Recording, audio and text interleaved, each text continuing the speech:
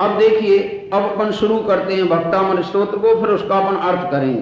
पहले अपन पहला पद बोलते हैं, और पहला पद वैसे देखा जाए तो ये दोनों पद मिले हुए हैं, दोनों पद्यों की क्रिया एक ही प्रयोग की गई, इसलिए दोनों पद मिलाकर के लिखे गए, पर अपन एक एक पद का भी अर्थ कर लेंगे। पढ़िए इसको। भक्तामर प्रणत मौलि मणि प्रभाणा मोद्योतकं दलित पाप तमो विधानम् प्रणम जिन पाद युगं युगा वालंबनं भवजले पतितांजनानाम्। बस एक पद का अपन पहले अर्थ करते हैं। पहले पूर्व में एक विद्वान हुए पंडित हेमराज जी, उन्होंने इस पद का भी अनुवाद किया है, उनका बहुत प्रचलित अनुवाद है। मंगलाचरण जो उन्होंने लिखा ना, आदि पुरुष आदि से जिन आदि सुविधि करतार धर्म धुरंधर परम गुरु नमो आदि अवतार, ऐसा मंगलाचरण करके उन्होंने इसका अनुवाद किया है। अपन इसके पहले मूल शब्दों का अर्थ देखेंगे, फिर इसका जो अनुवाद है वो देखकर उस पूरे पद में कितने बिंदु हमारे ख्याल में रखने लायक हैं, स्मरण करने लायक हैं, ये भी अपन बात करेंगे। तो अभी अपन ने जो पहला पद पढ़ा है उनके मूल शब्दों पर अपन ध्यान दें। एक लाइन तो इसमें इतनी है जिसका अर्थ करना है, या एक वाक्य, भक्तामर प्रणत मौलि मणि प्रभाणाम उद्योतकम, एक हो गया लाइन, एक वाक्य हो गया। जिनेंद्र भगवान के जो दोनों चरण कमल हैं वे कैसे हैं कि भक्त देवता जो कि उनके चरणों में प्रणत माने नमस्कार कर रहे हैं, और नमस्कार करने से उनके मुक्टों की जो मणियां हैं, उनके मुक्टों की मणियों में जो कांति है वो अपने आप उद्योत माने बढ़ रही है। जैसे कोई कांच के ऊपर सूर्य की किरण पड़े तो कांच की कांति बढ़ जाती है, अथवा एक इसी में आगे आएगा कि वो जो पानी की बिंदु है ना, पानी की बिंदु पर जब सूर्य की किरणें पड़ती हैं तो वो बिंदु भी बड़ी आकर्षक दिखाई देती है। ऐसे उनकी मणियां जब वे उनके चरणों में झुकती हैं तो जिनेंद्र भगवान के नाखूनों से इस प्रकार की कांति झलकती है, निकलती है कि उससे उन मणियों का प्रकाश और अधिक बढ़ जाता। उद्योतकम माने प्रकाश को उनको और अधिक प्रकाशित कर देती, प्रदीप्त कर देती। इसलिए पहले इस वाक्य का अर्थ है कि जिनके दोनों चरण कमल नमन करते हुए देवताओं के मुक्टों की मणियों को प्रकाशित करने वाले हैं। एक बात हो गई। अब दूसरी बात, कैसे हैं वे चरण कमल? दलित पाप तमो वितानम, जिन्होंने जितने प्रकार के पाप हैं उन पाप रूप अंधकार को नाश करने वाले उनके चरण कमल हैं। ये दूसरी बात आई। फिर तीसरी बात आती है इसमें कि आलंबनम भवजले पतताम जनानाम, उनके भी दोनों चरण कमल कैसे हैं? भव सागर में जो जीव पड़े हुए हैं, जिनके लिए किनारा नहीं मिल रहा है, जो भव सागर में गोते खा रहे हैं, उनको अगर कोई आलम्बन है भव सागर से निकालने का तो जिनेंद्र भगवान के चरण कमल ही आलम्बन है और कोई नहीं। अब यहां एक लाइन रह गई है बीच की, तीसरी लाइन, उसमें यह बताया है कि वे जिनेंद्र भगवान के जो चरण कमल की हमने स्तुति की, वे जिनेंद्र भगवान कब हुए? कि युगम युगादा, युग के आदि में हुए। देखो युग दो प्रकार से रहे, पहले थी इसी क्षेत्र में भोग भूमि, और बाद में भोग भूमियों का काल समाप्त हुआ।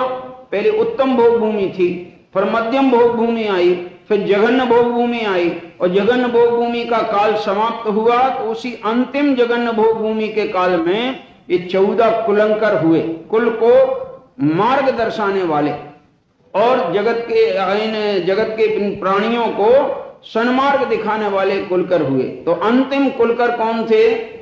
नाभि राय, जो कि आदिनाथ के पिता थे। वे अंतिम कुलकर नाभि राय ने इस जगत का जब देखा कि वो 10 प्रकार के कल्प वृक्ष सब मलिन हो गए, हीन हो गए और वो कुछ भी अब फल देने वाले नहीं रहे, तो इन जीवों को परेशानी हो गई कि हम अपनी आजीविका कैसे चलाएं, रहें कैसे और जीवन यापन कैसे करें।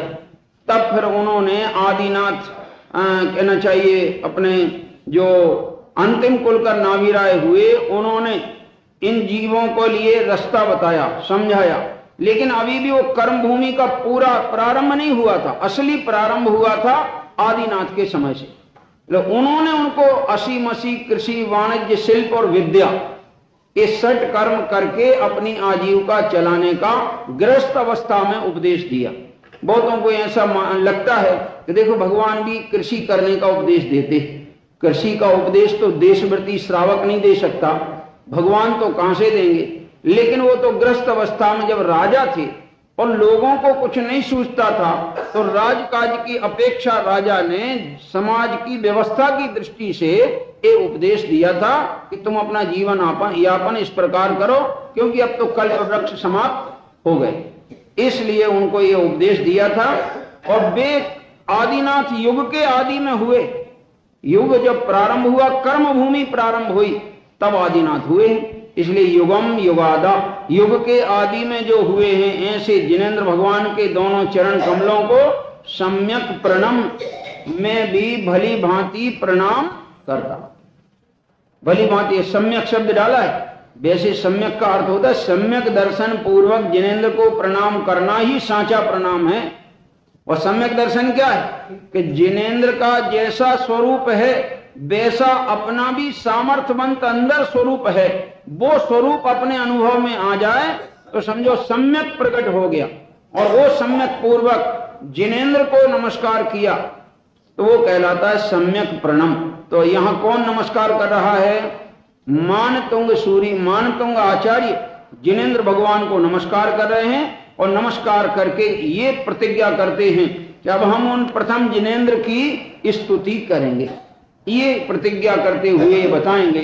हमें इसमें जो पहला जो पद अपन ने पढ़ा उसमें 3 बिंदु हमारे ख्याल में आए, 3 क्या बल्कि 4। एक तो आदिनाथ जिनेंद्र के चरण कमलों में झुकते हुए देवताओं की मुकुट मणियों में प्रतिभा बढ़ जाती है, उनका प्रकाशन हो जाता है। एक दूसरा है उनके चरण कमल में झुकने से पाप रूपी अंधकार का समूह नाश को प्राप्त होता है। 2 और तीसरी बात इसमें आई है कि उनके चरण कमल संसार समुद्र में उसके बीच में पड़े हुए लोगों के लिए आलम्बन के समान हैं, सहारे हैं। और चौथा आया है कि मैं मानतुंग आचार्य उन चरण कमलों को भली प्रकार से नमस्कार करता हूं। अब इनमें हमने चारों में विशेष अर्थ भी अपन ने विचार किया। विशेष अर्थ क्या निकलता है कि क्या बाहर जिनेंद्र भगवान के जो चरण हैं वो तो शरीर है, परम औदारिक शरीर, वो तो पुद्गल का परिणमन है। और ये मणि जो है ये भी कौन है? ये भी पुद्गल है, वो भी पुद्गल का परिणमन है। तो जब पुद्गल के निमित्त से पुद्गल की महिमा बढ़ सकती है, समझ में आया नहीं? वो मणि की कांति उनके चरण कमलों की कांति से और अधिक प्रभावित हो सकती है, यानी पुद्गल से पुद्गल की महिमा बढ़ सकती है। तो उनके चैतन्य मणि से, उनके चैतन्य आत्मा के संसर्ग से अपने आत्मा की महिमा बढ़ सकती है कि नहीं? और नहीं बढ़ सकती है तब तो वो बाहर का जड़ शरीर ज्यादा कीमती हुआ और आत्मा कम कीमती हुई। पर मैं तो ये कहता हूं कि वो जिनेंद्र भगवान का शरीर कीमती नहीं है और न शरीर बंधनीय होता, किसी का भी बंधनीय तो गुण होते, बंधनीय वीतरागता होती है, बंधनीय विज्ञानता होती है। और वे इसीलिए बंधनीय हैं कि उनमें वीतरागता और विज्ञानता है, इस कारण वे बंधनीय हैं।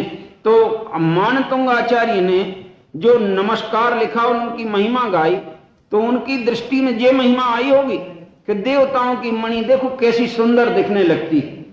इसके लिए उन्होंने जिनेंद्र भगवान की स्तुति की है कि इसके लिए की है कि जो आत्मा ने अपने निज वैभव को नहीं पहचाना है, जिस आत्मा को अपने वीतराग विज्ञान स्वभाव का भान नहीं हुआ है, वो इन साक्षात पर्याय में प्रगट वीतराग विज्ञान स्वभावी का सहारा लेकर इन्हें दर्पण तुल्य जान करके अपने निस्वरूप को झांक सकते हैं, देख सकते हैं और अपने स्वरूप को देखकर अपनी पर्याय में अनेक गुण प्रकट कर सकते हैं।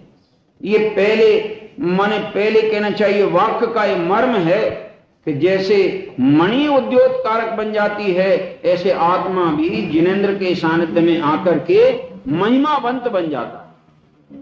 दूसरी बात आई थी इसमें कि जिनेंद्र के समक्ष वंदना स्तुति आदि करने से पापों का नाश होता है। तो ये इसमें एक बात सिद्ध हो गई कि जिनको भी पापों का क्षय करना हो, दो प्रकार के पाप होते हैं। एक तो भूतकाल में जो हमने कर लिए, एक अभी जो वर्तमान परिणामों में होते हैं, ये दो प्रकार के पाप। ये दोनों ही प्रकार के पापों का क्षय जिनेंद्र भगवान की स्तुति से होता है। पूर्व के बंधे हुए पापों का क्षय तो ऐसे होता है कि वर्तमान में जिनेंद्र की स्तुति करने पर, वीतरागता की स्तुति करने पर परिणामों में विशुद्धि आती। परिणाम विशुद्ध होने पर जो पूर्व का पाप है वो संक्रमित हो जाता है और पुण्य रूप में परिणमित हो जाता है। सो पूर्व पाप का अभाव हो गया, एक बात। और वर्तमान में जब परिणाम में हमारे विशुद्धि बढ़ रही है, पुण्य भाव हो रहा है, तो पाप का जन्म ही नहीं होता। इसलिए भूतकाल के पाप को भी नाश करते हैं और वर्तमान के पाप भाव को पैदा ही नहीं होने देते हैं। इस कारण जिनेंद्र भगवान के चरण कमलों की स्तुति जो है सब प्रकार के पाप समूह को नाश करने वाली। इसी में से ये भी अर्थ निकल आया कि जिनेंद्र भगवान को छोड़कर अन्य किसी रागी द्वेषी की स्तुति करने में पाप, पूर्व के पाप भी क्षय नहीं होते और वर्तमान में पुण्य भाव भी नहीं होता, पाप ही भाव होता है। इसलिए जिनेंद्र के सिवाय अन्य कोई भी आत्म कल्याण करने वालों के लिए कोई भी वंदनीय, स्तुति करने योग्य या पूजा करने योग्य नहीं। ये दूसरी बात है। तीसरी बात इसमें यह लिखा है कि बीतरागी जिनेंद्र ही भव सागर से पार होने के लिए आलंबन है। तो जिनको संसार से छूटना हो, दुखों से छूटना हो और मोक्ष सुख को पाना हो, वे किसके शरण में आए, किसका निमित्त बनाए, किसका सहारा लें? बीतरागी जिनेंद्र। अन्य देवी देवता तो इसके लिए आत्म कल्याण में कभी भी सहारा बन सकते नहीं। इसलिए एक बीतरागी जिनेंद्र ही सहारा बनते। और चौथी बात ये कही कि जिनेंद्र को सच्चा नमस्कार तो ज्ञानियों के द्वारा होता है। किनके द्वारा होता है? सम्यक प्रणाम। तो कहने दो प्रकार के प्रणाम होते होंगे, एक अज्ञानी का प्रणाम और एक ज्ञानी का प्रणाम। अब अज्ञानी जिनेंद्र को नमस्कार करता है तो किस प्रयोजन से करता है? लौकिक प्रयोजन से करता है, या तो विषय चाहेगा है, या कोई अन्य लौकिक कार्य साधना चाहेगा। लेकिन ये नहीं जानता कि लौकिक कार्यों की चाहने से पूरी नहीं होती। पुण्य का उदय होवे तो पूरी होती है, और पाप का उदय हो तो कितने ही चाहे, कोई की कृपा से वर्तमान की इच्छा पूरी नहीं होती है। इसलिए अज्ञानी तो लौकिक कामना लेकर के जिनेंद्र की भक्ति करते हैं, और ज्ञानी लौकिक कामना की अपेक्षा से नहीं करते। ज्ञानी तो अपने आत्म कल्याण करने की दृष्टि से ही जिनेंद्र की भक्ति करते हैं। हम तुम्हारे पास आए हैं तो इंद्रादिक पद नहीं चाहूं, विषयन में ना ही लुभाऊं, रागादिक दोष हरिजे, परमात्म निज पद। देखो, इसके लिए हम आए जिनेंद्र भगवान के सामने, और अपन पूजा में पढ़ते हैं, और आज पढ़ा था, सोचा करता हूं भोगों से बुझ जावेगी इच्छा ज्वाला, परिणाम निकलता है लेकिन मानो पावक में। कोई को अग्नि बुझाना हो और अग्नि को बुझाने के लिए घी डाले तो बोलो अग्नि बुझेगी कि और बढ़ेगी? बढ़ेगी। ऐसे जो इच्छाओं की जो अग्नि है, इन अग्नि को अगर विषय दिए जाएं, विषय प्राप्त हो जाएं, तो ये अग्नि घटती नहीं, ये बढ़ती चली जाती है। समझ में आया?